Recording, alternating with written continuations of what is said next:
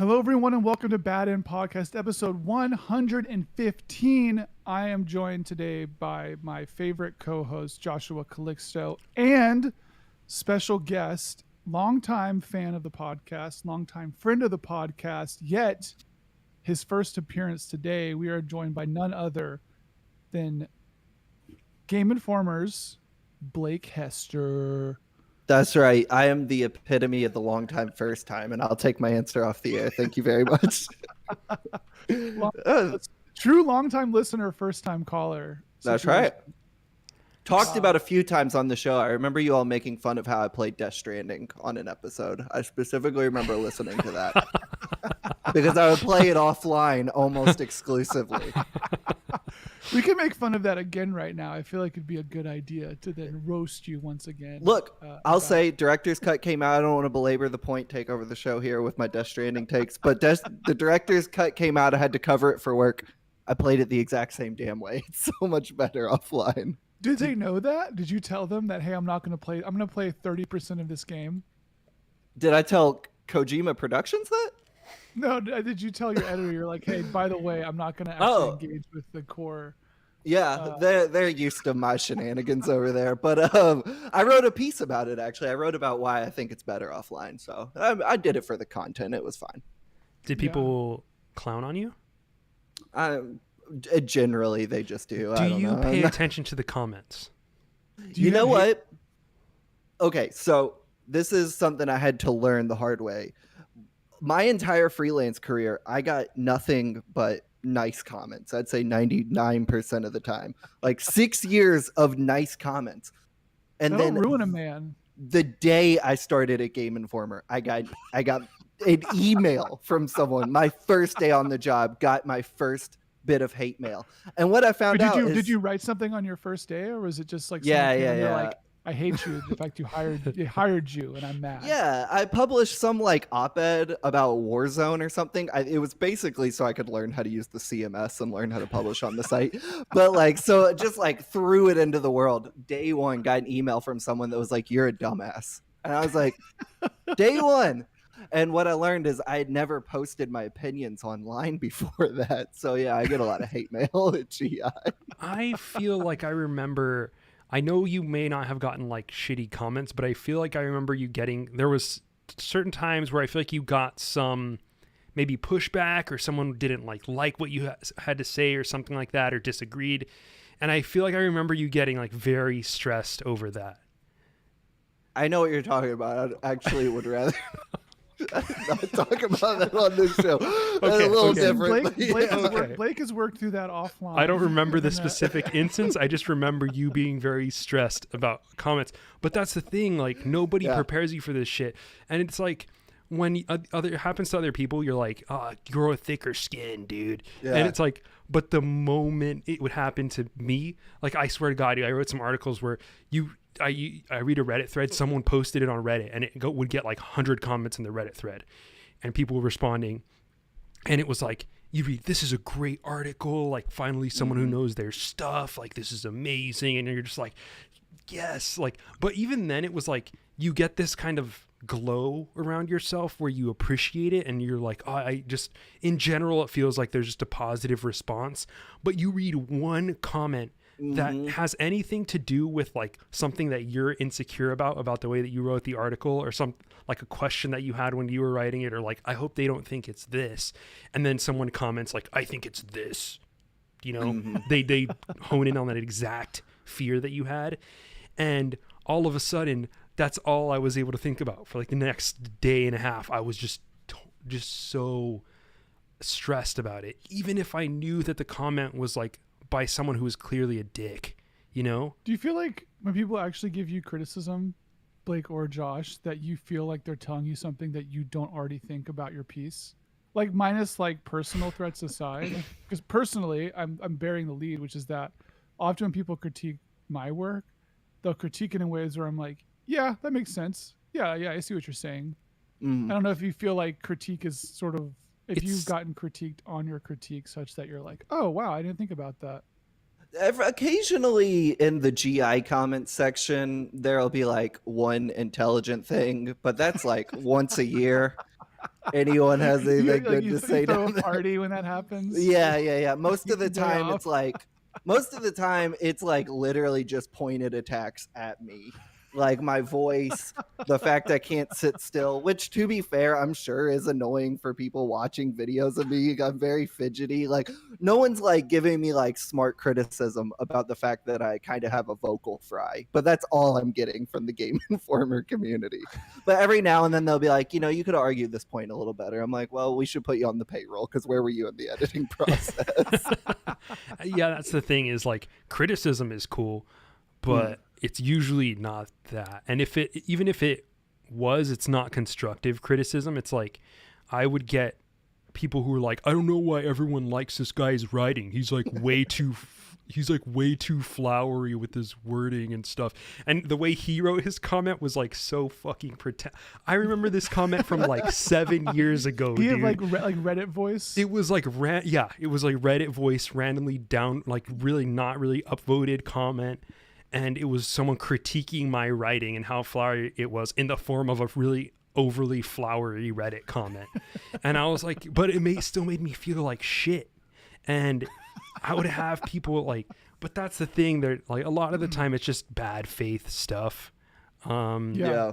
And that's when it's annoying. But I mean, for instance, with you, Kyle, I know that the way that you give input is very, you give intense input, but I appreciate it because it's good. It's also like very good input where I'm like, holy, because you have ways to like fix it and ideas for like honing in on the things that I maybe felt were maybe wrong with video. The video, yeah. The video you're working on, yeah. By the way, this happened like last week for the listeners. Video New video, 2, it's not dropped yet. Bad End hasn't dropped yet. Not because it's not finished. It actually is pretty much finished by now. But we're trying to figure out some brand and video channel stuff before we put it out. But yeah, Kyle gave me notes, and some of them were like, I would have to rebuild the video from the ground up. And he's like, maybe let us see the script earlier in the process so that I could cut out half of it. But I was like, the first response to when someone says something like that is like, damn, that like stings a little bit. But it's in the same way that like taking medicine feels bad and tastes bad, but like it's good for you. That's how Kyle's input is. I don't have a problem with that whatsoever. In fact, I welcome it. You're going from I think for me, I'm coming from a place where we're aligned in our goals, right? And like, we want this video to be the best it can be. Yeah. I share that same goal with you. What some like asshole is in the comments on Blake's article, they don't care if the piece is good or not. Like, they're not trying to say, let's write better criticism. It's like, oh, you suck and you didn't say what I want to hear. And I think that's like the difference between like good, like we're sort of talking about feedback on like creative work. And I think that's sort of like the goal, where you're like, you want someone who can give you feedback that is like kind of in your mind space, that can like help you get to what you're trying to do. But asking for that from like a comment section is you know what it seems to be is people are most critical when you are critical in your piece. Like, a lot of the pushback I get is when I'm most down on a game or speaking about a game, oftentimes that they haven't played yet, but I have, and they're like upset that I don't like it, which always blows my mind because I just posted like my most glowing review of maybe my career, and like 99% positive comments. People are like, man, this is awesome, glad you liked this. But the second you don't like something, like, heaven fucking forbid. Yeah. And then that's like a weird vicious cycle of like, why are you being overly critical of me being overly critical? And what are we doing here? What does that say about you, dude? Yeah. Look at yourself for a second. Before we move on and talk about this review and this game, I just really want to quickly draw some attention to what I'm wearing right now. Oh shit! Tell the listeners what it's a Bad End shirt. Sorry, that looks Those good. are slick. Wow. Can I ask you a question about this? Like, kind of a nerdy question. Yeah, sure. Where did you get it printed at, like an actual screen printer? Or did you go to like TeePublic or something? It's no, I did not go to a professional screen printer person. It's from Teespring, but I'm now called Spring.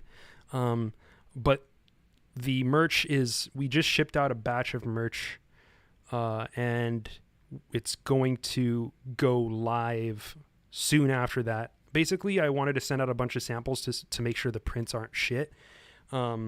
So when I get back some feedback on what the first batch looks like and how people are responding to it, then we're going to put that shit live.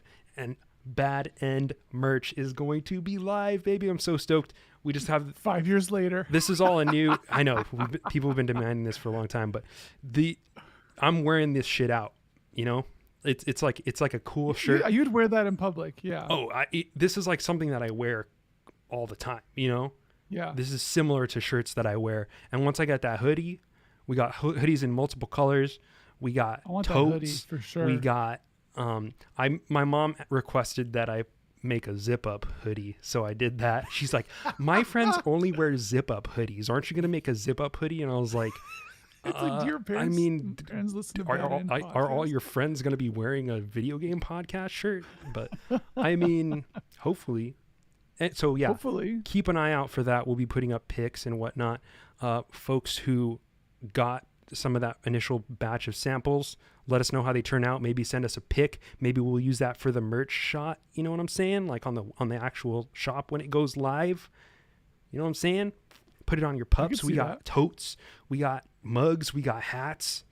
I'm really curious to see how the hats turn out. People have been requesting Bad End hats forever. But okay, let's talk about games. Let's talk about video games. Blake, I want to see, Blake, what have you been playing that's not the thing that we really want to talk about? Sure. For the listeners, I'm going to bury the lead a little bit here because we're all here for Neon White. The thing we're going to talk about. We are going to talk about Neon White, but we got Blake on the podcast again, longtime listener, first time caller. What have you been playing that's not Neon White? And let's go. Let's like expand it. Like past 3 months. First Q2 is over. What have you been playing for Q1 and Q2? You know what? I just got Sony, the gracious company they are, gave me 3 free months to that new PlayStation Plus thing they have. Playing old games. Yeah. Well, let me tell you about this. I wasn't going to subscribe. About Spyro the Dragon? Well, hold on. I wasn't going to subscribe to the new PlayStation Plus. I didn't use the old one, so I was like, whatever. But they gave me 3 free months, so I was like checking it out. And I have become obsessed with this to a degree that like maybe they should start paying me for, because I like the amount of weirdo cool games on this are so cool. Like some of them are like games I've just like missed and meant to play. Like I played the Gravity Rush games. I really love Gravity Rush 1. The remaster of that I think is phenomenal. I don't like Gravity Rush 2 at all. I didn't finish it. Completely fell off of it. But then there's like just weirdo things on there. Like I played this game called Mitsurugi something, and it's I guess somewhat notable. It got reviewed by a few sites because it's like, not to imply there aren't indie games in Japan, but not like a ton of them come out in a commercial sense. Is it Mitsurugi Kamui Hike? Yes, that is it. It's like, it feels like a prototype for a PS2 game. Like that's about all it's got going for it. Like there's a half-baked hack and slash system in there and like 2 enemy designs and a story that is basically like you're a girl with a sword and you have a friend who's a girl with a sword, but she's kind of bad. And so you got to fight. And it rules. Like I'm so into it. Like I love it. It feels like I'm really into like. It looks like Yakuza, but like with swords and kind of DMC, like God Hand-ish beat 'em up. Yeah, I mean, you all Dead are like Alive, saying some God games. Hand. I think you need to lower your expectations for what this thing is to below the surface of the earth. That's the other girl with the other sword who like might not be good. So I've been playing that. I think it's awesome. They also have like the Siren games on there, and it's like, well, it's free. Ooh. Yeah, I guess I'll play all 12 episodes of the Siren remake. Why not?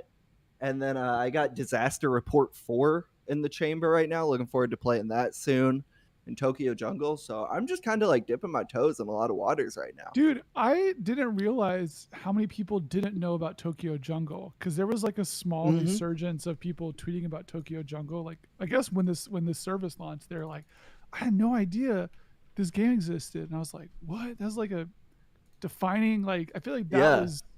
that was a big deal. Not like it wasn't like a big deal game, but it was like, I thought it had a pretty big kind of release when it came out, because it was like That a prior to massive distribution, and it was like I think it's like a box release in GameStop, like real deal, man. yeah, that was one of them, like Gravity Rush, where I was like, oh, I've been meaning to play this for years. Now I finally can. So to answer your question, I'm just playing the front page of PlayStation Plus right now. I think that, like, honestly, not to give a big corporation too much kudos, but like, it's kind of really interestingly curated in a way I appreciate, because I thought when I logged in, it'd be like, oh, I can play God of War and Returnal and The Yeah. That's Last of definitely Us. what I'm assuming. Yeah, like, and maybe it's because a lot of it's cloud streaming. I don't know what's going on, but there's just so much interesting stuff on there that I'm like constantly going through it, kind of like the way I do like a Arrow streamer for just the weirdo movies I've never heard of. And it's like, it's cool to have that in game form. And then other than that, I play Elden Ring. What can you say? This is what this game is. You eat other animals. Yeah. Yeah, but you get to be other animals too. You get to like pick what you want to be, and you run around Tokyo jungle. Yeah, you play as a Pomeranian, I think, right? I think there's like a Palm right corgi now. right now. This is a palm. Mm-hmm. I think it's a palm. Look at that tail. By the way, Blake, if you pull up the stream, you can see us playing videos of what we're talking Oh. about. Yeah. Oh, okay. Sometimes it helps me think about stuff I wanted to say about a game that I didn't realize before.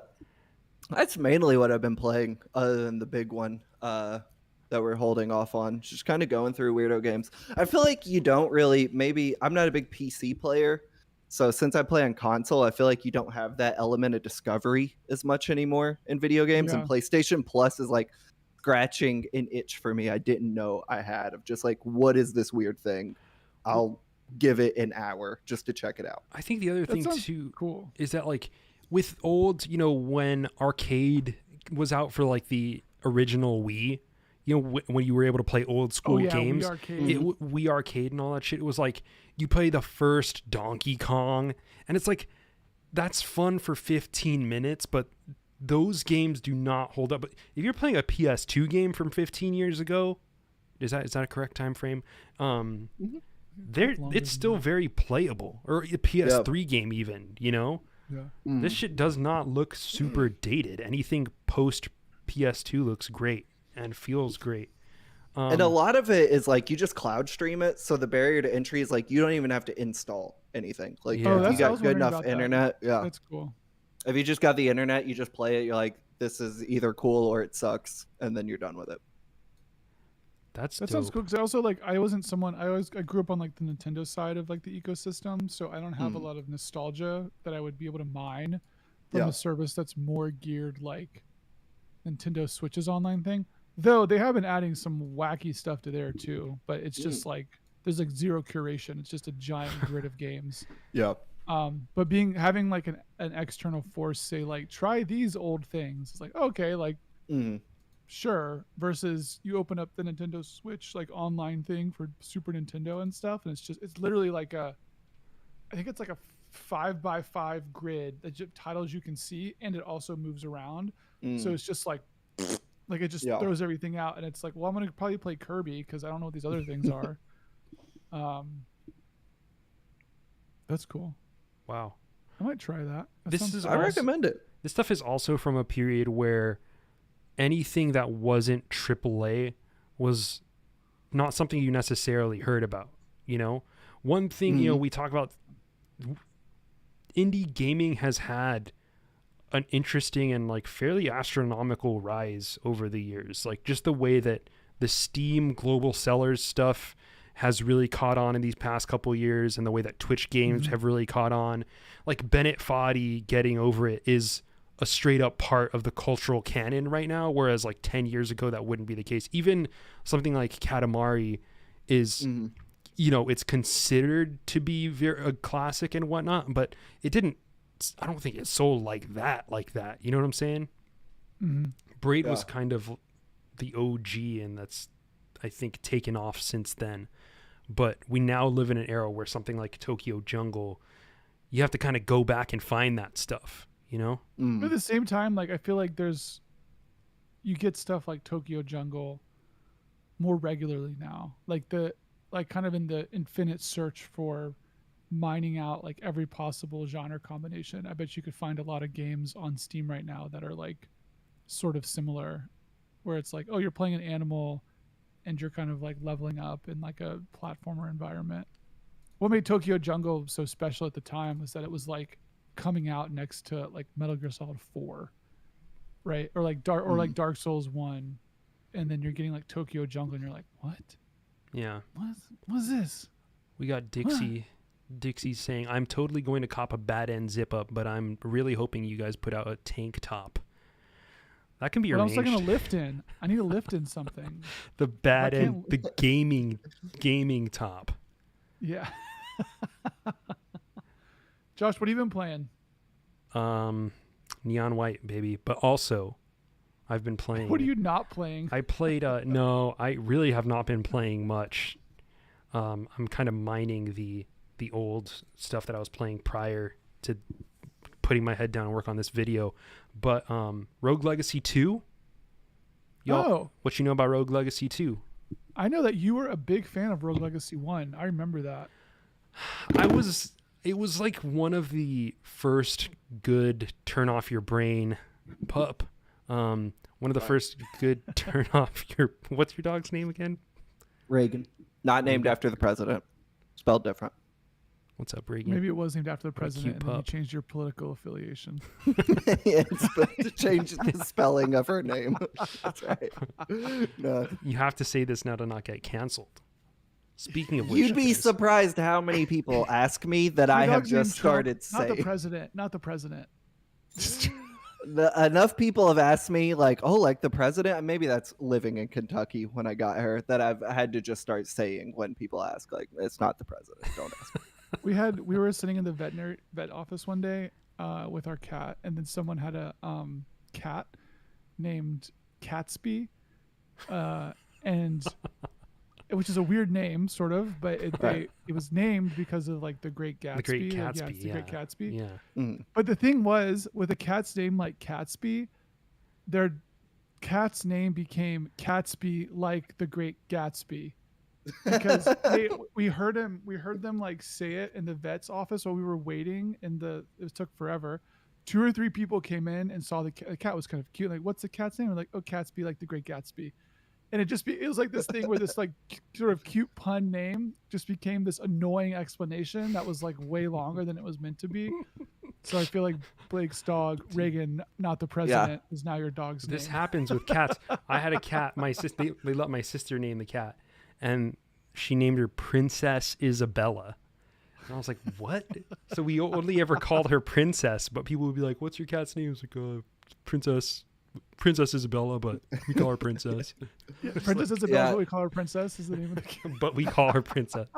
Yeah. Reagan is named after the little girl from The Exorcist, Reagan McNeil, which in and of itself is a strange thing to name your dog after. Like, people don't love that movie the same way I do. But then having to explain it's not the president, it's actually like the little girl from a movie your parents might have seen. It's like, I wish I would have just named her like fucking Biscuit or something, like anything else. Maybe not fucking Biscuit. What about just Biscuit? Limp Biscuit would have been a great name for a dog. Limp Biscuit would have been good, yeah. Full name Limp Biscuit. Call her Biscuit Limp Biscuit, for short. like the band. Yeah. And Rogue Legacy. Pretty if you played the first Rogue Legacy, it's like the exact same fucking game. Like, it feels like Rogue Legacy remastered, you know? But there's more unlockable shit, you know? That's pretty much it. You can see it. It looks a little clearer. It looks a little cleaner. It looks a little nicer. I'm not going to lie. I kind of dig the art style. Yeah, it's like they leaned into the Flash game feel of the first one, and we're like, what if Flash games existed in 2022? And dude, I think we're going back. I think we're going back to Flash. Like, with stuff like Vampire Survivors. Dude, like, we're going back to Flash. Friday Night Funkin'. Did you ever play that? I did. That game is huge. It's a phenomenon, and it's basically a Flash game. I just think, like, per my article I wrote that I don't want to rehash, but I think that like we flew a little too close to the sun with what we thought we could do with small games, and we're in like a period of contraction where we're just like, let's just go back to the basics. I Let's think just make people really saw. nice- Yeah, I think also people saw that like systems are all the rage right now. So like it doesn't. Yeah. Your graphics don't fucking matter if you got the system. If you You got got the the meta. grind. Yeah, Vampire Survivor was that. You just walk around, and once the level's over, you just allocate your stuff, and then keep on going, and that's the game. And it's like it's sort of the spirit of the clicker, but slightly upgraded. Here's what I didn't like about Rogue Legacy. Tell me how Rogue Legacy 2 deals with this, which was that like I never felt like the legacy options were actually like fun. They were always like random bullshit where I was like, I don't want any of this. Or like you could sort of you could kind of just like kill yourself on a bad like run to just basically re-roll the perks to get stuff that was more interesting. Is that the same thing here? Or so the premise for people who don't know, Josh, will you explain how Rogue Legacy works? Yeah, it's a roguelike, but when you die, your ancestor carries on your run. Your descendant, I should say. It's the opposite way. Your firstborn takes on the role of what you're doing, but the descendant typically has some kind of quirk, like that, maybe they have a weird disease or something that makes it so that they take twice the amount of damage, or they take more knockback. So you have to play through the game with those conditions. So this time you get the choice between 3 of them, and you get to choose which one is going to be your heir, and then you go with that. There's different classes and stuff. Was that in the first one? I think that was in the first one. You But had there's like weapons. there's different classes and abilities and stuff, which is kind of interesting. But some of them are like clearly better than others. There's like a whole meta and shit. It's like, oh, Valkyrie's the best class, like by a long shot. They need to nerf it.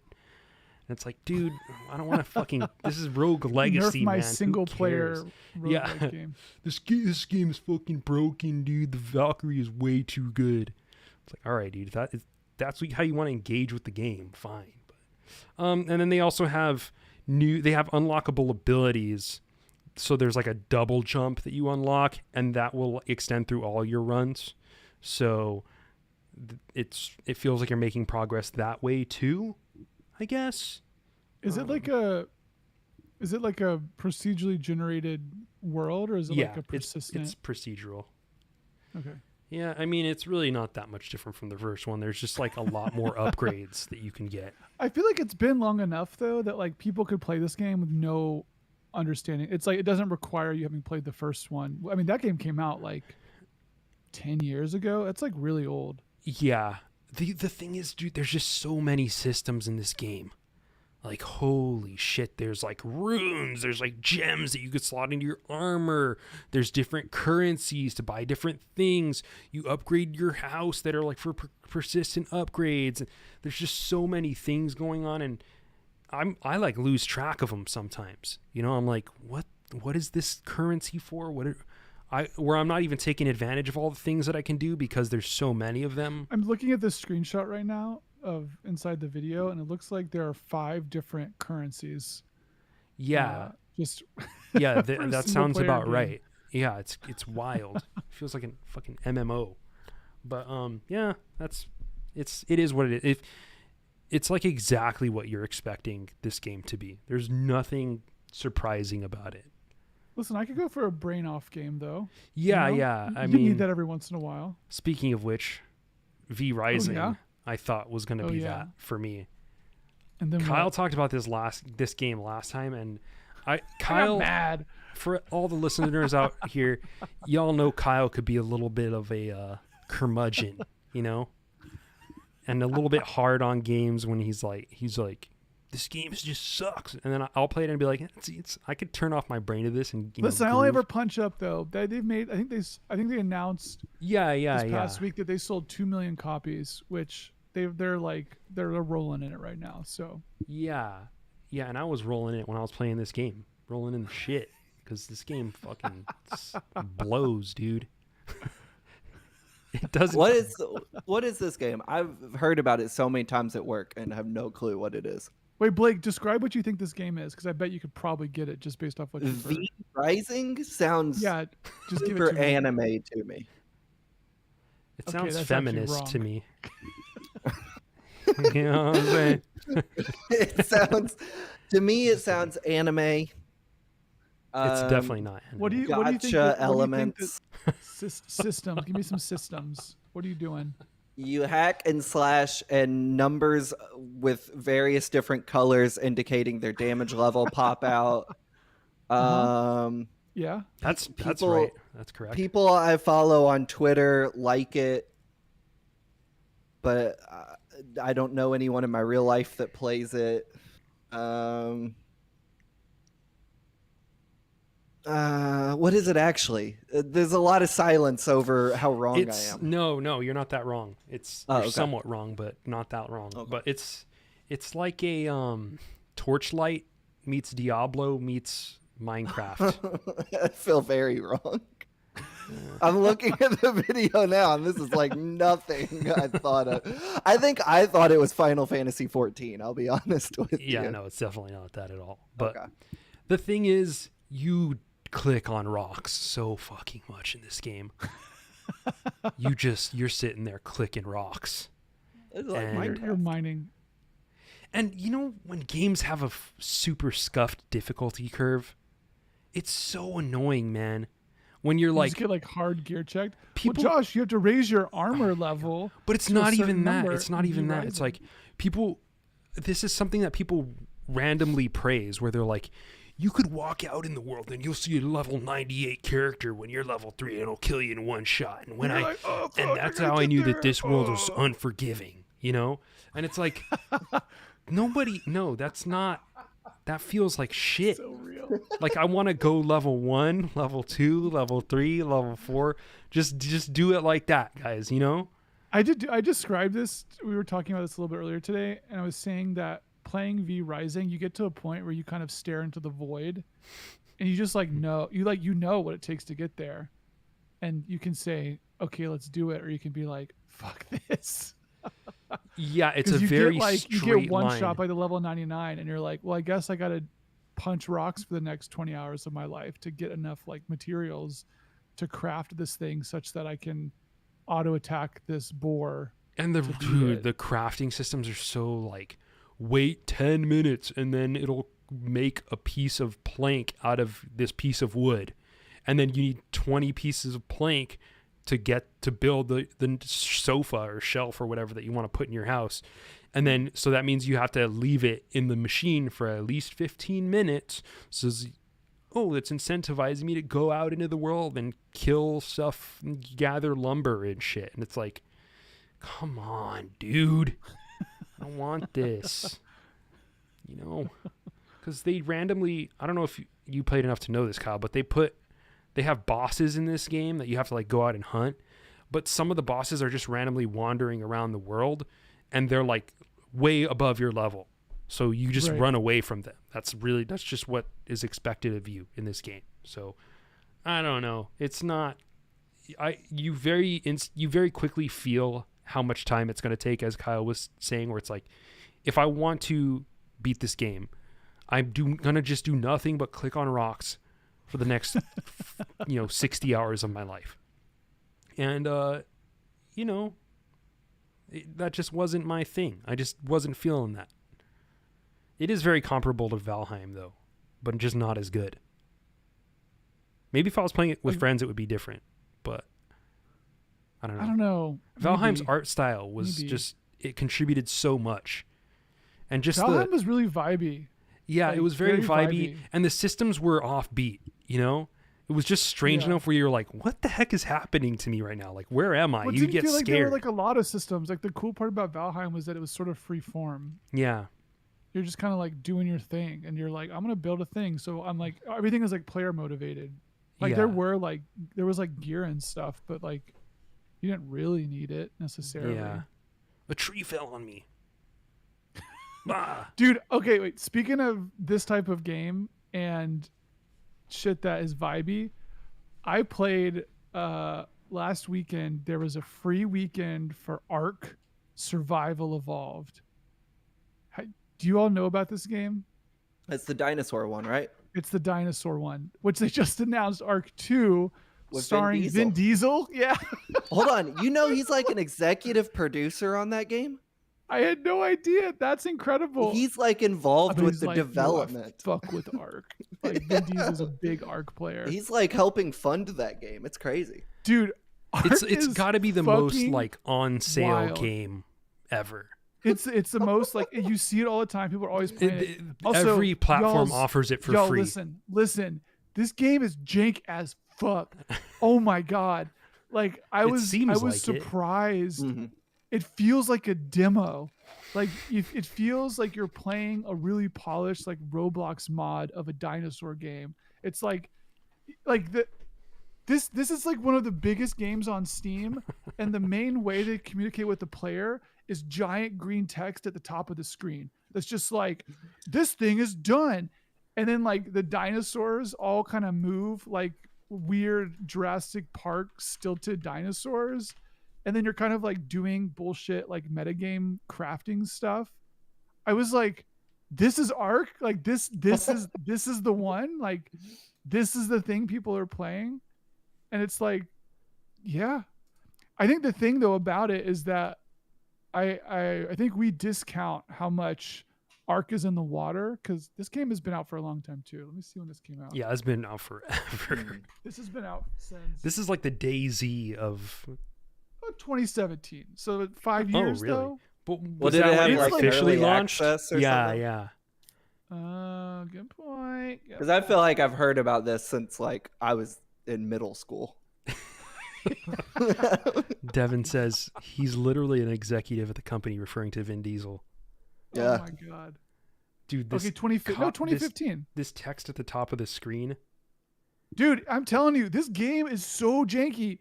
I was like so surprised how just fucking janky. Like, you look at that. Level up is available. Access inventory to apply it.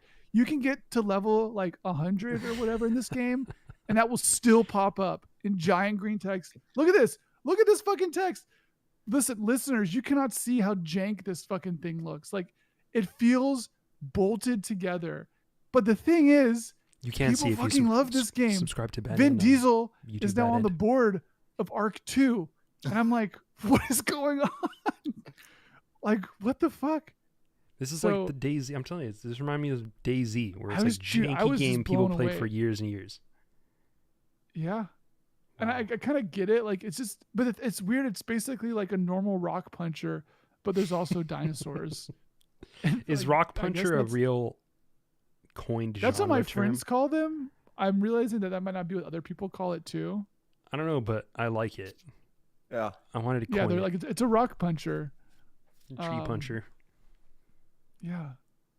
Wow. Yeah, dude. Man, it's so weird, like working at a video game press outlet, where if I wrote about Arc tomorrow, 2 people would read that, and yet like for some reason, like they are the biggest games in the world. It's so strange how that never translates to like what people want to read about. I guess they want to watch it instead or play it, you know, which makes sense. But 85,000 people playing Arc right now.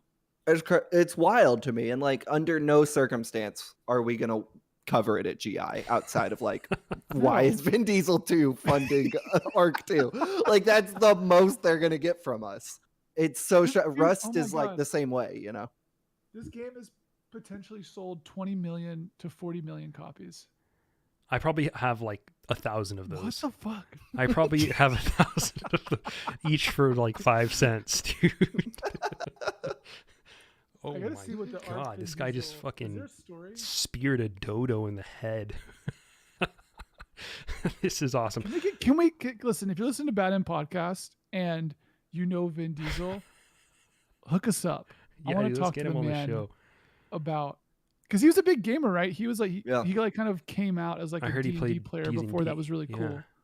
Yeah, right. He was like OG famous person who likes nerd shit. I think he's also like been on like some of the E3 press conference stages. Like I think he showed up and like done I know that doesn't always mean anything. They have a lot of celebrities out there, but I think he's like shown up and been the one where we're all like, hey, he seemed kind of sincere about that. Like he wanted to be there.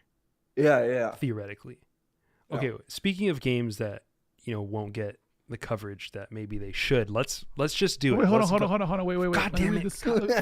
Let me read. I just want to Okay, read this all right. quote from PC Gamer. Diesel is reportedly a longtime Ark player, having logged thousands of hours in the dinosaur survival game. Can you imagine Vin Diesel punching rocks in Ark? Dude. On voice chat? Yo, I got some hides over here. Who plays Ark with Vin Diesel? That's what I want to know. Anybody got Dodo? Like who? Anybody got Dodo? Hold on, I gotta tame this Triceratops. Get over here. All right, good session, guys.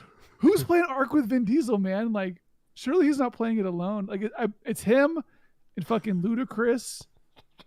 Dude, this gameplay video is just literally someone Tyrese continually throwing spears at Dodo's heads and chopping up the bodies.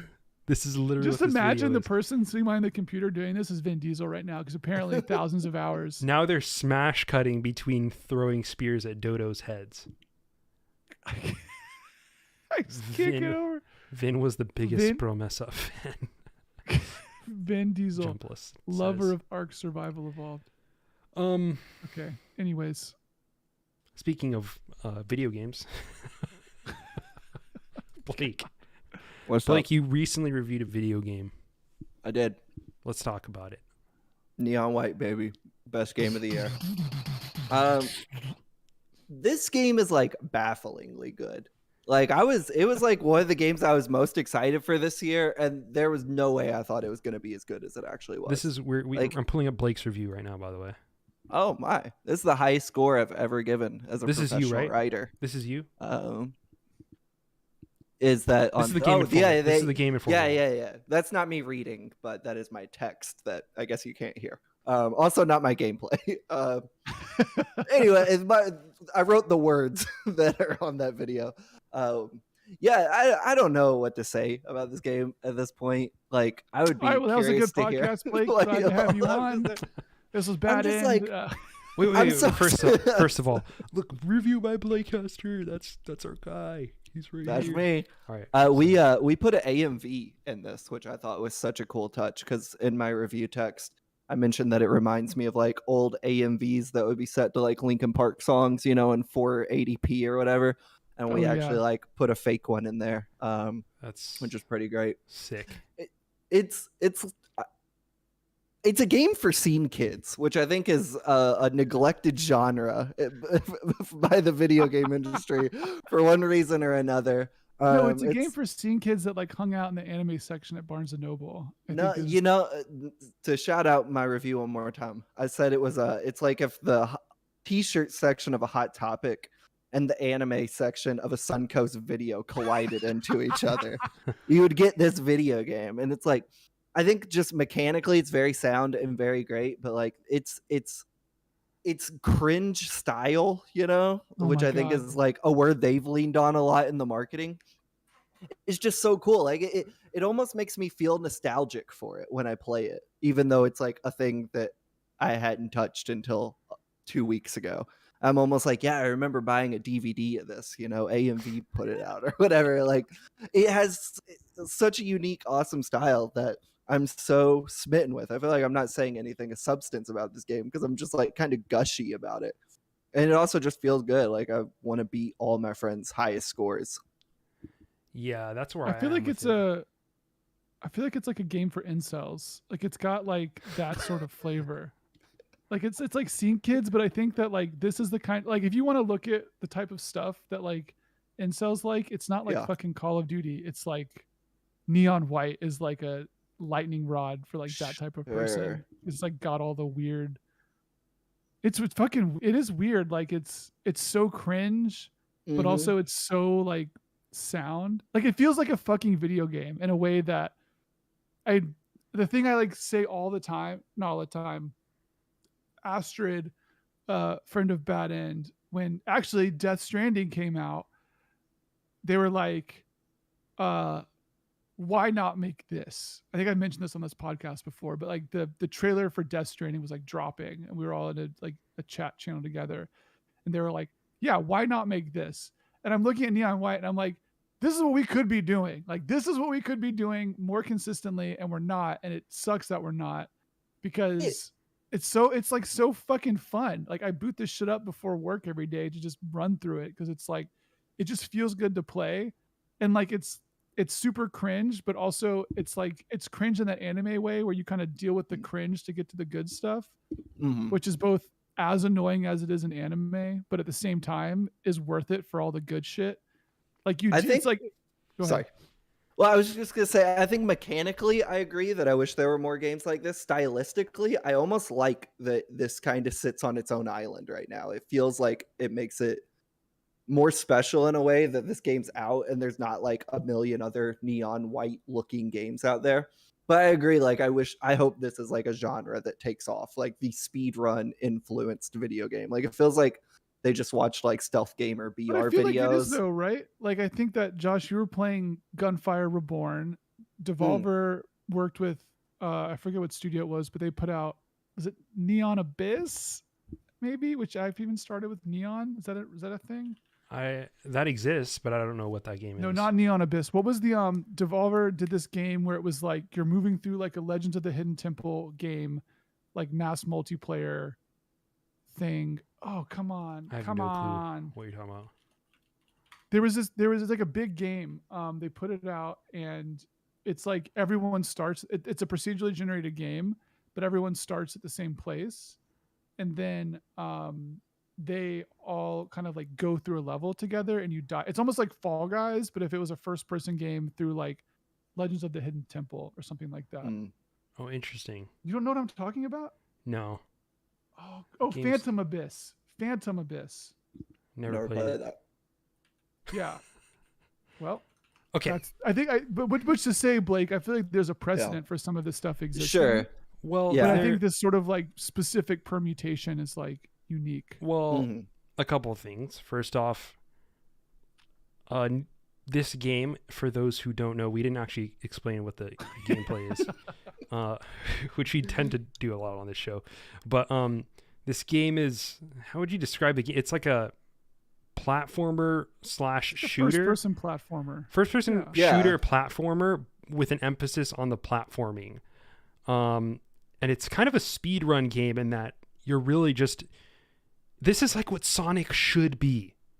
You know, this is the dream of Sonic come alive. Put that on the box. Yeah. Where you just want to go fast. It feels good to go fast. Nothing's fucking stopping you. Everything is pushing you forward. You're encouraged to be faster, and you have all the tools that you need. And Sonic has never taken it there. Maybe it did at some point. Sonic reviews right now on the end of that video. Oh, hey, Sonic Frontiers. But this is like what Sonic could have been. But at the same time, it is made by Ben Esposito. At least it's written by Ben Esposito, right? No, it's not written by Ben Esposito. He made it. He made it. Yeah. With this, whatever the studio he's working huge with. Though, right? Yeah, I don't know I don't know who or what the studio is. He worked with Angel Matrix, which I was not familiar with before this. I think it's one of these people that just they all like he's got a. I looked at this before we did the podcast. On his Twitter profile, he has like a link to a Twitter list of the people that are part of Angel Matrix, which I think is just like a collective of like people in LA who know each other that worked on the game. It's not like an official studio. Yeah, it's like they came together, probably incorporated for like tax reasons, and then are going to disband after this game. Sean says hot take. What are you referring to there, Sean? But you do these pretty short levels. But there's a specific combination of moves that you do to get through the level as quickly as possible. But there are small optimizations that you could very, clearly do to your movement to get through that level faster. The catch is when you finish the level, you see a leaderboard of all your friends who have beaten the level, and you very strongly want to beat them. Beat Josh's times. This is what we are doing in the Bad End Discord now. I have not gotten past the second level. That it's a game for incels. That's what the hot take was. Yeah, I want to talk about that because I disagree with what Kyle's saying. I think that it feels like a very weeby game, and specifically like it feels like a game for weebs who like know that they're weebs and know what that implies. It's very clearly trying to be a Japanese video game. It's taking all the cues from like stylistically, there's a lot of Killer 7 in the way that the graphics look in the game looks. Persona. There's a lot of Persona vibes in the interface. There's a lot of El Shaddai. Do y'all remember that game? Oh yeah. Ascension of the Metatron? Yeah. It's like it feels ripped, like the heaven setting, the heaven and like hell setting feels ripped straight from that one. Mm-hmm. The dialogue feels like it's pulling influence from anime mixed with like an Adult Swim flavor, but the writing is holy crap. That writing is sheesh. Sheesh, it's not very good. Ooh, it's so bad. It is so bad. Not great. I've been taking screenshots of some real bad. I could bring some of these up later on in this segment, but damn, the rating is bad. Also, to be clear, I think, Blake, I'm interested in your take on this because I was talking to someone else earlier today about this. Like, the writing is like unilaterally bad, but not when we say bad, it's worth saying what we mean by bad. The writing is bad in this game, actually, in the way like we're bringing up. I think the writing is bad in Donut County, which is not that it is written poorly, it's that the lines spoken are like not good. Like it's just like the ideas behind the writing seem bad. And and I remember we had played Donut County, we were like, it feels like it was written by someone who like only browses Twitter, and I feel like this is the same thing. Like, it's to hear a character say the word simp out loud as part of dialogue and delivered sort of straight. I'm like, is this an aesthetic choice that's like aligned with the idea of this game? Because it's like, it's unilaterally this type of thing. It's like bad, but it's so unilaterally bad where I'm like, I feel like it's got to be an aesthetic choice. Like, surely they didn't think this was cool or it was like good, because it's bad. I think that's true. Like I previewed the game for us, and came down like so hard on the writing. I think I called it like terminally online or something, which I stand by. Which again, Donut County by the same developer, the exact same. I will say, but less horny. In having it in context, it worked for me. Like I don't necessarily feel like I was the audience for it, which maybe gave it a necessary step back to just kind of enjoy it in a novelty sense, to kind of laugh at. I think it's bad intentionally. Like, I think it's written to be obnoxious and annoying. And in that way, it works for me. Like, and it did click with me. I think there's entirely too much of it in a game built around speedrunning. It doesn't make sense that I'd need to sit through 10 minutes of dialogue, which I don't even think is totally an exaggeration at some points in this game. But I do think like the game leaning into being obnoxious for the sake of obnoxious, like I can understand not liking it for one reason or another. Playing through the entire game, by the end of it, I was like, you know what, I'm kind of into this story, that I wasn't after only an hour with it in the preview. But I agree, it's not good, but I feel like that's the point, and that doesn't inherently make something you don't inherently forgive something for being intentionally bad. It can still be just as bad as whether you meant to or not. I have another angle on this, which is, first of all, I didn't think Donut County's writing was bad. I like Donut County's writing. You want to pull up some lines? I know it was very online. No, but it fit with the character of the game, which was this kind of like whimsical, cartoony. Just it was like characters texting each other, like being like, "Hey, where you at, bro? How's it going, my G?" Stuff like that. Like, it would be stuff that was just something you would see capital O online. And it, I could see that getting grating to someone, but it made sense. It felt like an internet game. It felt like a product of the internet. This game, it feels, to me, the flavor of it feels like someone who's really trying to capture this vibe that they get from anime, which a lot of the times very over the top, very much cringy, very much making pop culture references that maybe you don't fully understand because it's like Japanese culture being referenced.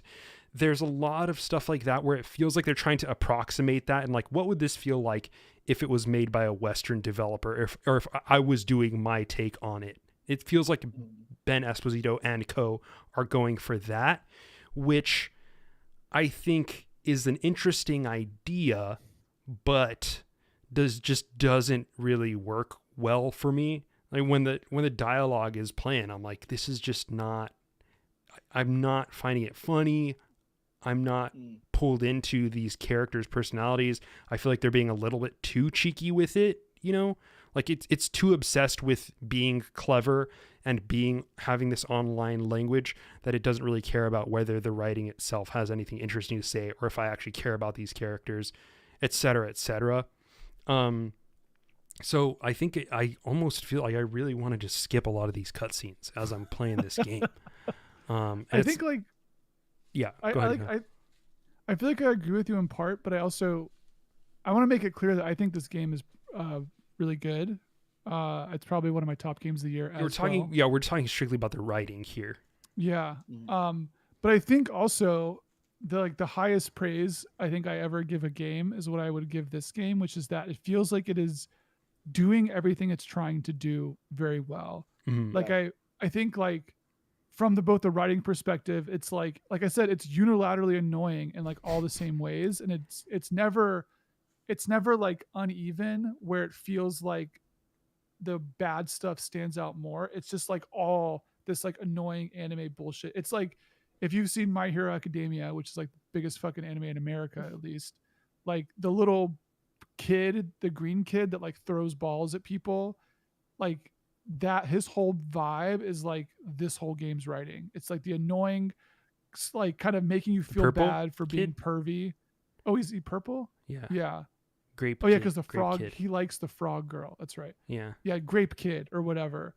Like it's got this sort of thing where it's like, we're being sexual, but you should feel bad that you kind of like it, but it's kind of gross. Someone's a perv. Like but that said, like the game is like hitting all that stuff basically perfectly on tone. And then the other thing is like, just so it's clear for people who are listening, the game is basically two parts. There's this visual novel portion that has kind of a hub world where you enter these like visual novel sections, and then there's like the platforming stuff, and they kind of go back and forth. But the other thing about the other part, like the actual platforming stuff, is that like it's so fucking good in this way where I feel like at every moment they said like, what is the most fun we can have with these systems? Because the other way this game works, for people who aren't watching the video or don't know, is that as you're moving through the level, you kind of get access to these powers that are represented by cards. And most of them are like shooting whatever. And you can both do the action of the card or you can discard the card for a different ability. So what you might think by hearing that is that part of this game will be like juggling all these cards in your hand to do the right thing at the right time to like solve the level's puzzle or whatever. It could be very puzzly. And the game is like, I think, made the right call to say like, fuck that. They're like, if you do the game right or like even close to right, you will basically always have the right thing in your quote unquote hand at the right time. And you can do the right action such that you just fucking flow through a level and it feels really cool. Like sorry, Blake, I was about to say something. Last thing I'll say is like a good example of this is that you get a power pretty early on that's like basically a ground pound where you can kind of smash the ground. And they introduce this power by saying like, oh, there's like a red like gate or something in the floor. And if you ground pound, you'll fall through that. So if you were playing like Metroid or like or Portal, what that would mean is that you would make a connection in your mind to say, okay, every time there's a thing on the ground that's red, I will ground pound it. And this is how I get through this type of challenge in this game, which would be fine. And this game would be worse if that was just like that. What this game does is that is the case. Either you will have things that you ground pound that are on the ground, but then they build whole levels against different permutations of these mechanics that are just fucking fun. Like, so they build multiple levels where you use the ground pound ability to just consistently drop down on like exploding barrels that will bounce you back up to just keep going down. And then, or like you'll have stuff where you have a ability where you can quickly horizontally move across the level. And so at first it seems like, well, I'll just use this to dash across gaps. And then it turns out that you can attack certain things in the air, and you can actually start ping-ponging between different things with this ability. And it really just feels like, seriously, like every single part in this game, at least for the platforming stuff, they were like, what is the most fun a person could have with this thing? And then you just do that. And there's like no fucking bullshit puzzle stuff. It's just about like you feeling good and feeling like it's really fun to play. And I'm just like, like it's just good. The like flow is just amazing. The flow is just there, man. I think, like, to your point, on top of it just feeling good, from almost the jump, it makes you feel like an expert at the game, which you're not. Yeah. You'll finish like any level and be like, oh, the ace score is like 15 seconds quicker than I did. But like, almost, it is rare for you to go through a level and be like, I'm fumbling it, I'm clumsy. Game, it's like the things I thought about a lot playing this are speed runs, specifically of the Doom reboots, 2016 and Eternal and Dishonored. The way you see people speedrun those games and how fluid and fast they look, that's like the baseline of this game. Yeah. Just like playing this game, if you're not like completely inept at video games, that's what you feel like out the gate. And I think that's like awesome game design. I think that's such a cool like idea to just be like, from the jump, you're going to feel like a master at this game. You're not, and you're going to practice a lot to become a master at these levels if you want. But like, no matter what you're doing, you should feel that way at all times. Yeah, and I want to delve into a little bit more of how it achieves that, because what I've been noticing is that, Kyle, like you were saying, it feels like they always give you the right tool to tackle the challenge that is right ahead of you.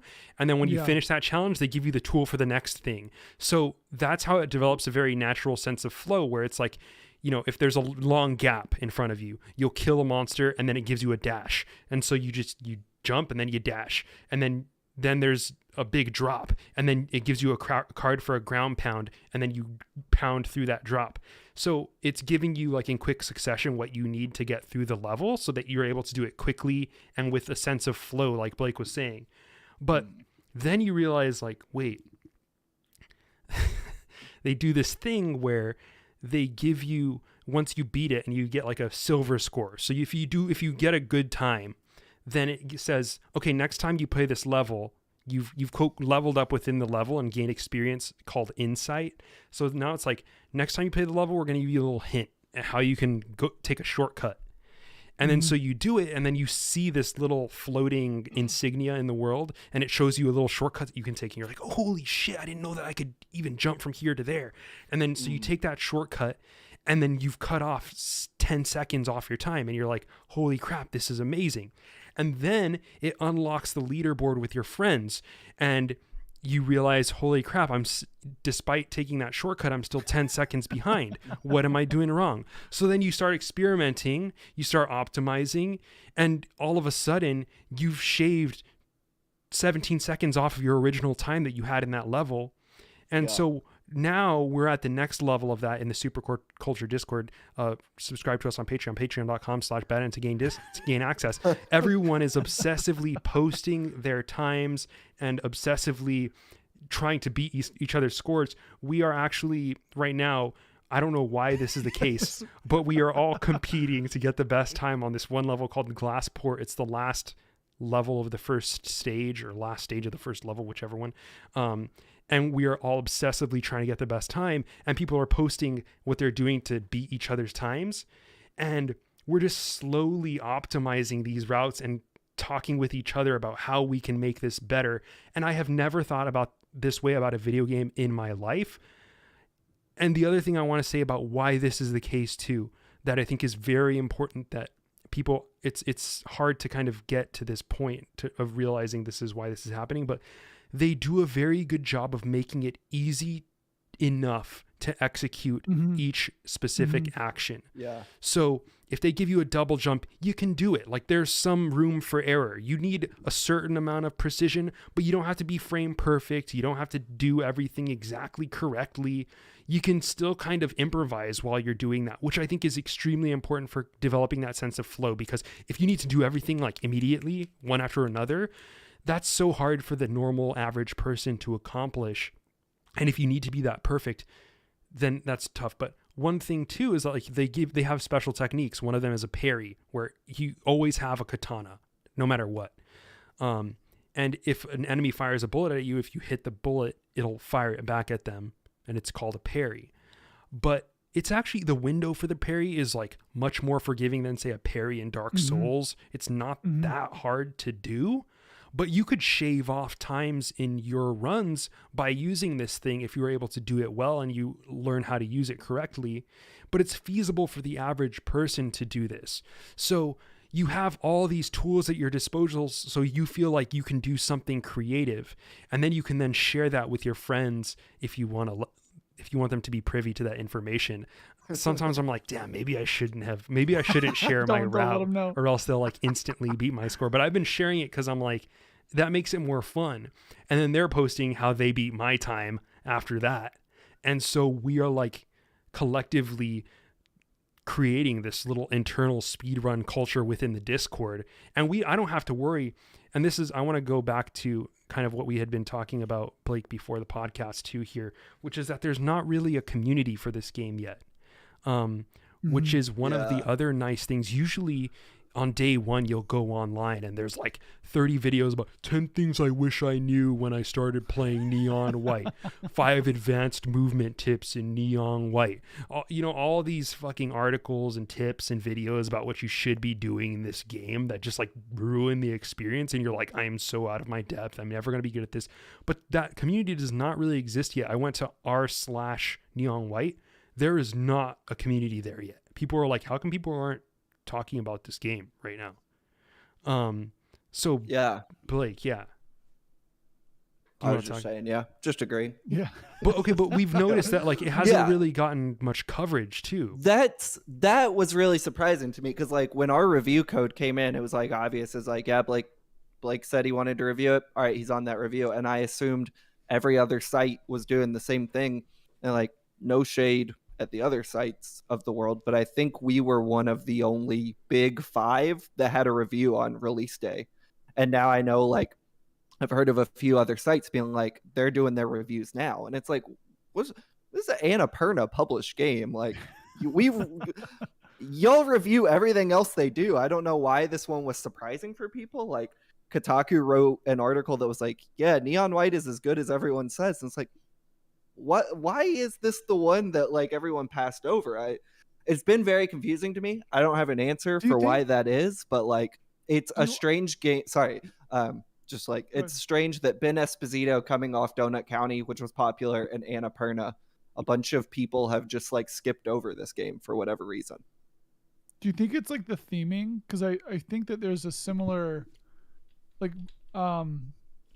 something with people's, like, I'm wondering if it signaled its aesthetics so strongly in a way that like you don't have, like, GI probably doesn't cover every major JRPG that comes out into that scene, or like all the like it's like Atelier, I don't know how to say their name. These like, there's like a lot of like anime PlayStation games that come out that people just don't cover because it doesn't seem like it would be their audience. And it's like, so I'm wondering if there's something about Neon White where it's weird because it presents very strongly on the visual novel stuff, and then like the platforming just looks like, unless you're playing it, I'm not going to say that the platforming like looks exceptional. You really got to play it to know what the platforming is doing. So I wonder if it was one of these things where people were like, oh, like, I don't know, it's, I mean, like they said, right, it's a game for freaks. It's not a game for like normal people or something.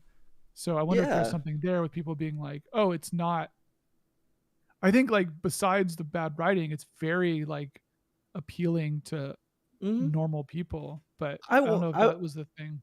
I wonder because like, I don't know, Annapurna is just like a darling of the games press. And it felt like they did a good job being like, this is our next game. This is the next Annapurna joint, so like that was confusing to me. I at least in my Twitter timeline felt like I saw a lot of excitement for it. So it's hard to say if that's what pushed people away or if people just didn't think it was worth covering for whatever reason, but something definitely happened there. It's very strange to me. I I think it worked out for us because our review did like wild traffic that day. So kind of appreciate a lot of the sites maybe not publishing theirs. But yeah, I don't know. I hope that doesn't like, I hope it finds the community. I'm a little surprised to hear that that's kind of like trickled down to like the Reddit not having many people going on for it. But I hope it finds a community because I think it's like a game that will speak to a lot of people, and a lot of people will be like, holy shit, this is my game and this is more fun than anything else I'm playing right now. Yeah. I mean, I don't see it not catching on at some point. It's just too good. Like it's a special game gameplay wise, but for me personally, I get the sense that maybe the strong visual novel suggestion within the art style itself, and then also like screens of this game don't do justice to what is actually happening. And it's also I think you need to kind of see it all in its entirety and actually play it to kind of really get why it's cool. But I think it'll catch on sooner or later, but I hope it takes a little bit, because I still want to enjoy this time that I have right now where it hasn't been contented to death. Because you do a YouTube search and there's surprisingly little on this thing. I mean, I'm looking on like Sully Gnome and like looking at like viewer stats on Twitch, and it's like not a lot. I think some more reviews are coming out in the next week, and I know that's not always, an indicator of what game's going to be popular or whatnot, but I think like there's just a weird delay on this one for whatever reason. They need some big streamers to pick it up. Like they should be playing this in queue for League of Legends games on their streams. Do you think this is going to be one of those games that's popular at like, what is that called? SD Summer Games GDQ? Done Quick. Oh yeah, GDQ. 100%. You think? I was like wondering about that, if they would like reject it based on the premise. Yeah. They love games that are made for speedrunning. They're not like too cool for it. They're not like they'll probably make comments like this. Yeah, they had made this game with speedrunners in mind, and it's really cool what they did for the speedrunning community and stuff like that. Every time. One thing I feel like I want to mention about it that I think we passed over that I really like is like, I want to say 3 levels out of like 90, only 3 of them take longer than a minute, which I think like makes this game so much more accessible to be like, yeah, I got 13 seconds to spare for this level to try it. Like it's not like going to be 5 to 10 to 20 minutes of your time. You're like, yeah, I can run through 30 levels in the time it would take me to play 1 level in another game. And I think that's really awesome. Yeah, absolutely. The fact that it does come at such a fast clip. This is what Sonic should be, man. God. What is this? What's happening right now?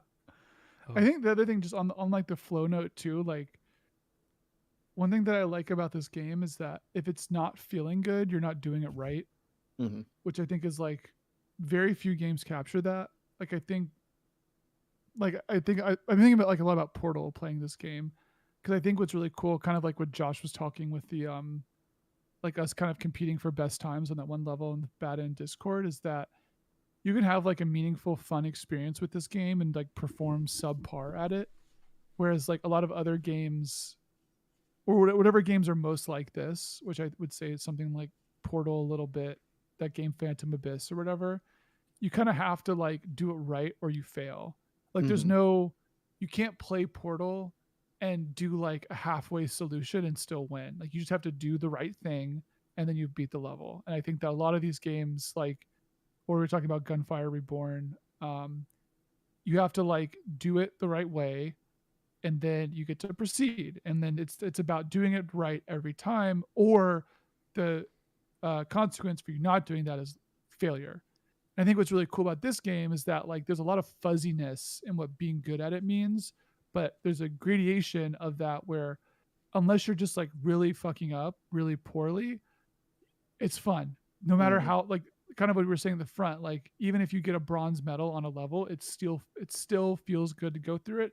And like Blake, you were just saying, right? Like you get a bronze medal and you got a bronze medal because it took you 30 seconds instead of 20 seconds. And like, so the return time on that also isn't punishing. where it's not like a bronze medal is because you did it in 20 minutes and a gold medal was 15 minutes or something. You have a ton of time to iterate around that, which I think just makes it like be really compelling to play through, because you kind of like do the game in passes. Like you kind of beat the missions just one off to like progress the story, and then you will kind of come back to then fill it in to like get the secret item, to like beat Josh's times, whatever else. And so you kind of have, and it incentivizes that. It's just like fun to come back and do them again. And I think like that's like really cool, where it doesn't feel like I have to sit down and I have to be like, I'm gonna be 100% on it. Like I can kind of phone it in just to kind of get through the game, but still have a good time and not feel like I have to be exactly on my shit to just like survive. Except for, have you all played the side quest for the like purple girl? The first Is that the quest? one? Is she the one where your powers are taken away, or It's the one with all spikes. right? Yeah. Okay. That Yeah. shit was real good. Yeah, there are some like side quest levels which are like, if the whole game was like this, it would totally fucking suck. But they spruce it up just enough with these side quests. They're like these kind of different conceptions of the same core mechanics that are really fun still. So yeah, it's just fucking fun, man. It's fun to play. Has this game unlocked any memories in your brain? And what I mean by that is, like, I hadn't thought of a Suncoast video in like 15 years. And when I played this game, I was like, man, I remember looking at all the like anime DVDs when I was a kid, being like, I bet this would be so cool. It's just unlocked all these like weird nuggets of like nostalgia for me right now. Yeah. Yeah. This scene reminds me of Suncoast video. It also is like, I feel like a lot of people have talked about the soundtrack, about Machine Girl, which is really good, but it has made the soundtrack me fucking rips. Yeah, it's really good. But it's made me like think of a lot of bands I used to really like when I was like younger. Like Drop Dead Gorgeous and Blood Brothers have been the two I've gone back to because of this band, or because of this game. It's like it's given me a wave of nostalgia, which is kind of a unexpected consequence of playing it. I think it's given me like, it feels like I like watching anime in middle school or whatever, and then going to like Books A Million, because my town wasn't rich enough to have a Barnes and Noble, so we would go to like Books A Million and buy like learn to draw anime books. So I would like draw, like learn how to draw anime eyes, and then for like 10 years after that, every time I tried to draw something with eyes, it always had like, its eyes are always anime eyes. But it reminds me of like looking through those books. And like, also, like if you think about like the characters in this game are like sexualized, like 100%. It's like part of the aesthetic, and there's a kind of way where, in terms of like unlocking memories, it makes me think back to those times of like seeing like anime shit in like middle school and comparing it to like what is Western cartoon media at the time, which is like very unsexed. It's like fucking Cat Dog and like Rocko's Modern Life and like stuff like that. And SpongeBob was like a little more transgressive than like what else was on there. But you're seeing like what's going on in anime at the time, and you're kind of feeling like, you know, I'm going through puberty at the same time, and I'm like, those boobs, like what? Like it's got some of that vibe where I'm like, man, this feels like I'm fucking doodling anime boobs in my notebook in middle school. Like it's got that vibe. Dude, totally. I forgot about those anime books. You just reminded me of like looking through them at the Louisville Free Public Library as a kid, and I'd check out Ron My Half and read those. My dad didn't know it was in those. You know, like, for as those long who as know, he's reading. you know. Yeah, wow. This game rules, man. I very much did not, outside of like early middle school, I kind of got out of anime and like manga and all that. Yeah. But this game has like unlocked how much I loved it for like a brief 2 years in my adolescence. Yeah. This game reminded me of Paradise Killer, but that's because I just played that game. And a lot of Paradise Killer. Yeah, there's a lot of Paradise Killer vibes here. And just the way that the graphics look and whatnot. A lot of pulling from a lot of the same influences. They're very vaporwavy. Yeah. But God, this style is just so clean, man. The lines, the architecture, the way it all comes together. Oh, it's so great. The water reflecting looks so good. The skybox that like looks just not real enough. Mm-hmm. Oh, It also, so I mean, it good. reminds me too of a lot of like, sort of like Dreamcast, PS2 era, like a lot of like the vocalization of the music in the game, like these kind of voices in the background. They're like neon white, Yeah, or yeah. they'll say like complete. It feels very like Wipeout, or like this like very clean sort of like vision of the future, like feminized voice saying things in the game, like saying the phrase complete or something, is very like 2000Z. Yeah, yeah. It feels very hopeful in a way that is like not 2022. I wish I could remember who, but someone tweeted. I saw a tweet today that was like, "Neon white is what the game industry would look like if there was a Sega Dreamcast 2," which I don't know if that's totally Yeah, true, but I feel like it's I kind hear of that. on point. Yeah, I feel like as an aesthetic pull, yeah, Yeah. it feels very like if Dreamcast 2 existed. I'm just watching this Yeah. gameplay. This is the level that we've all been kind of like obsessed with, Glassport, and the way this person's doing it is like so much different from our optimized This is like version. the unascended way to play this level. Yeah, I think this is on Switch, maybe actually. It is on Actually, Switch. Let me pull Yeah. up the. I tried it on Switch, and with the gyro controls, it's pretty good. It's not bad. Let's walk you through a couple. Oh, This is- interesting to use the. Beating Kyle's score here. Are you gonna pull up the clip? Yeah, this you is when doing I it? first tried to beat Kyle's score. I posted a come up time here. that no one could beat for like a day, and then Josh beat it, and then we just got stomped by 2 other people in the Discord. I say stomped, it's like they beat us by like a half second. And but now in we this are kind of like game, like, a half warring. We are second is- battling over this. And it's a frenzy in the Discord right now. Like we're in major competition with Katie, former Bad End co-host Katie, and this is the latest version. What I got here. Just check out how clean this is. All right, just check out how clean this run is, and what I could shave some seconds off that. I can what you'll notice. It's very interesting here. Sorry, wait. So I'm this is like a very stylish. You can have your own play style because you're still at the point where you need to be creative, right? Where you're like, how can I do this faster? And that's one of the challenges of this game, where you have to come up with your own way of doing it, right? So I got 2471. Someone in the Bad End Discord posted another time that beat this by like legit half a second, and I was like, what the hell? And he posted his video, and I was like, it looked slower than this. I swear to God, it looks slower. Because Josh, like, I need a recount. dude, look at this. Okay, look at in my run, I'm parrying. This is parrying. He does not parry in his run. Okay, it looks slower, but it's like half a second faster, and it's because this person found like an optimization elsewhere, and it was not the parrying. So I'm like, I'm just doing way too much. But that's also my style, doing a little too much to not have as good of a result as if I was just a little bit smarter, you know? Y'all want to answer some questions before we wrap it up? Yeah, let's do it. Blake, What's up? question from the Discord. Oh no.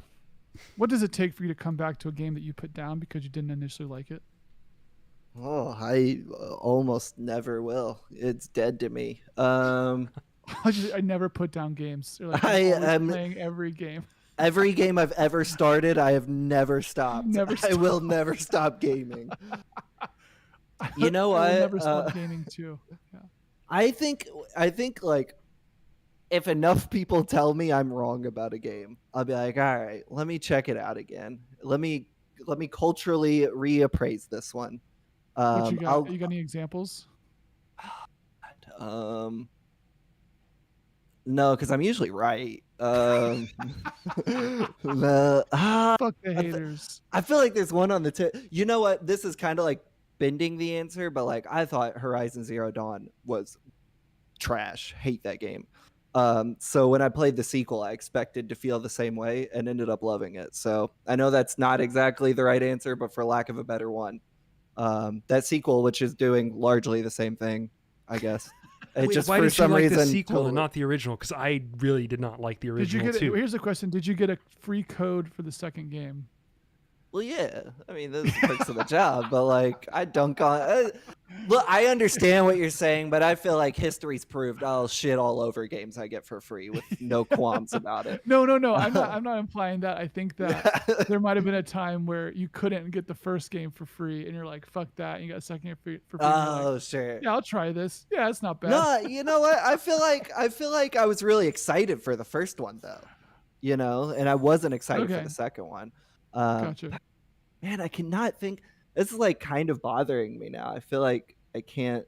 I feel like there's a game on the tip of my tongue that like I didn't like the first time, and when I went back, I was like, yeah, y'all are kind of right about this. I feel like actually I get more examples of games I thought was good until the second playthrough, and I'm like, oh wait, this sucks. I had that with God of War 2018 or whatever, a few years ago, where I was You went like, I'm back gonna and you're replay like, this, "Nah." and I couldn't get past like the first hour. I was like, I hate this. So yeah, I don't know. If enough people tell me to try it again, I'll play something, I guess. Josh, what about you? That's similar to me. Like although I will say, I do have some games in my backlog where I'm like, maybe played it once and it was like, not feeling this right now, Mm-hmm.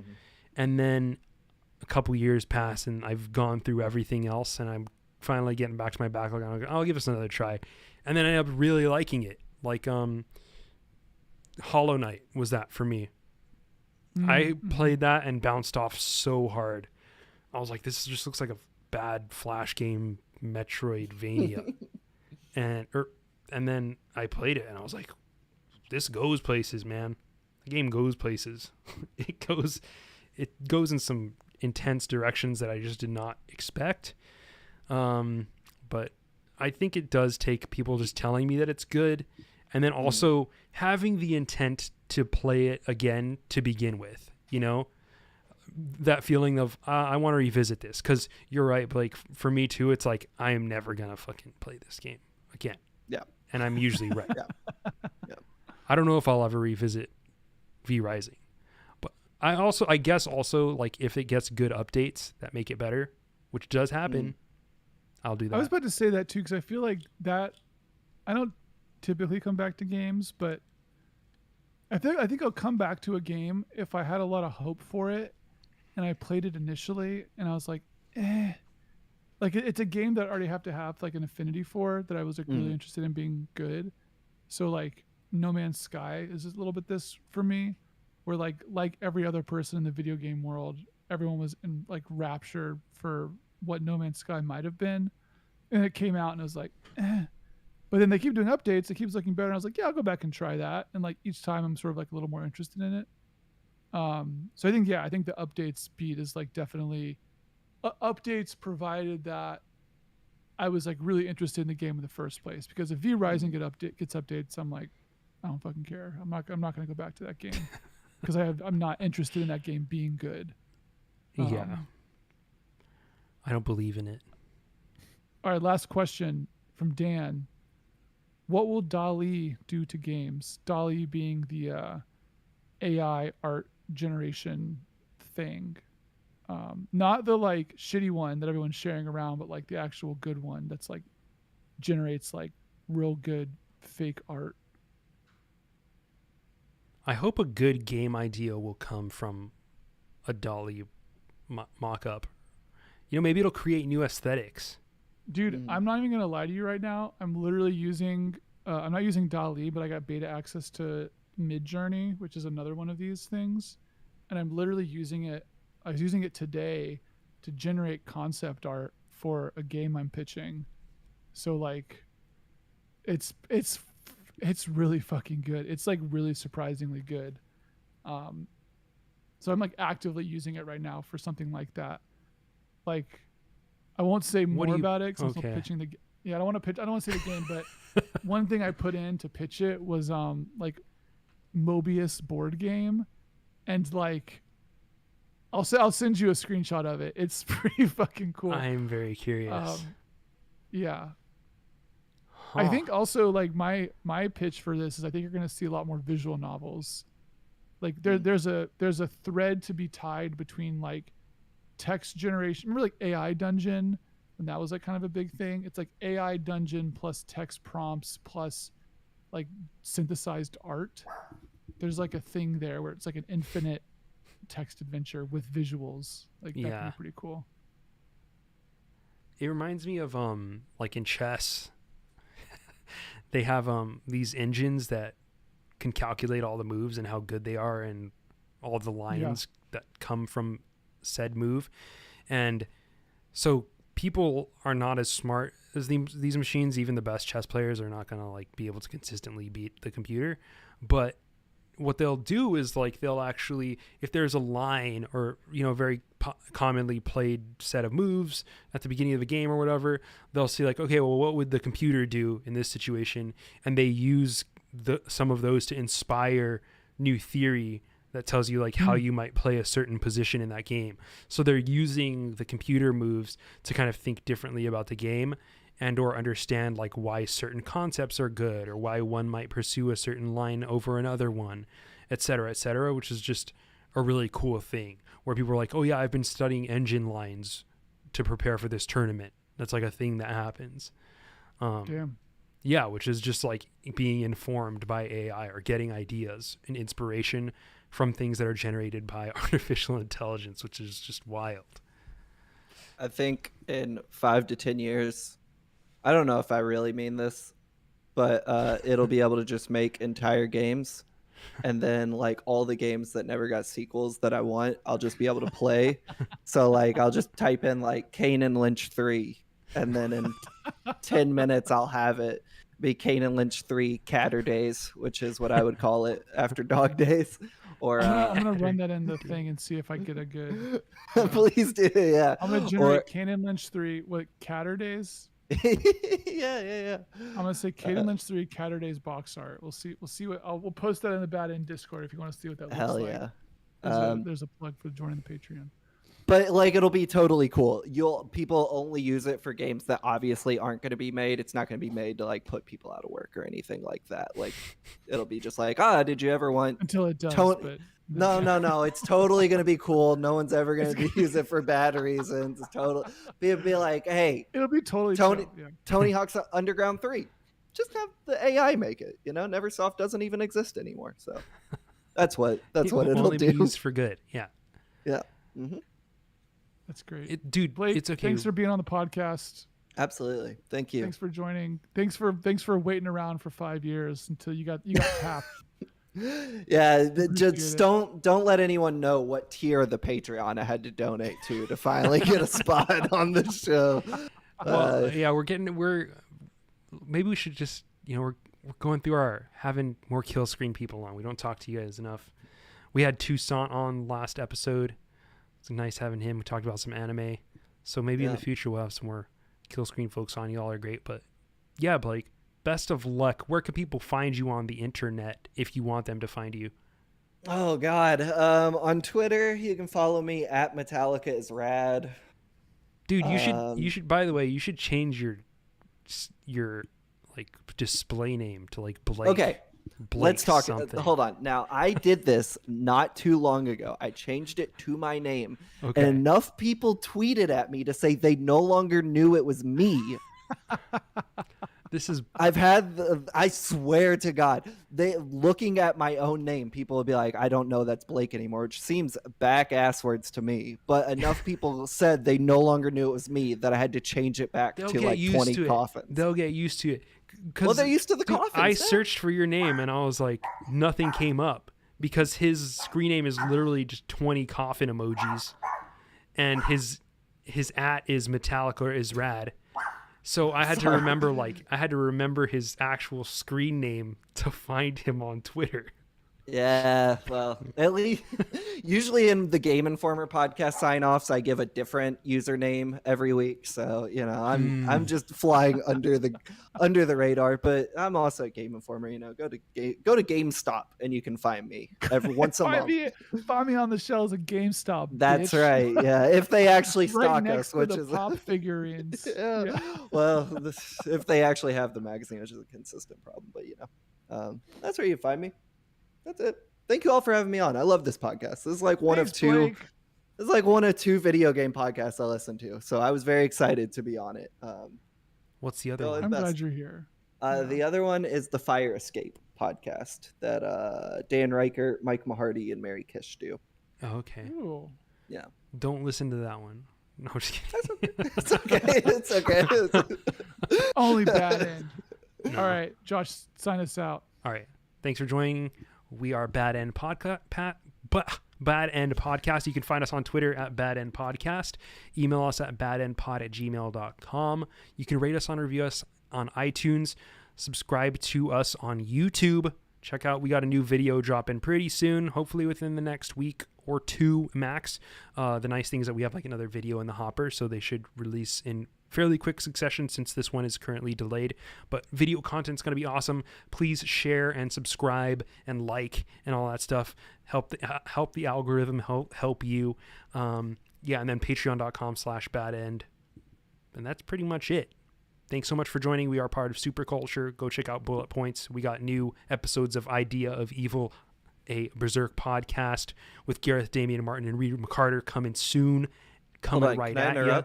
Yes. Can I interrupt? I wrote the theme song for that podcast. You wrote the Idea of Evil theme song? Yeah, the metal one. That's me. Fuck. Yeah. Blake Hester. What There do he you was. know? The perfect promo. Who knew? The perfect There we cross go. promo. Yeah. New episodes coming out. Check that out. The art was also done by who? Artem Trakhanov, Yes. who did the character art for Cantata. Which is a great game you should check out. Purchase And on the art Steam. for Savoir Faire, which is our Yep. Disco Elysium podcast. So many things in the hopper. Buy your Bad End merch once that stuff drops, so we'll put that stuff out there. But yeah, we'll see you in a couple weeks. Thanks so much for listening. We love you all. And to all a good night. Good night.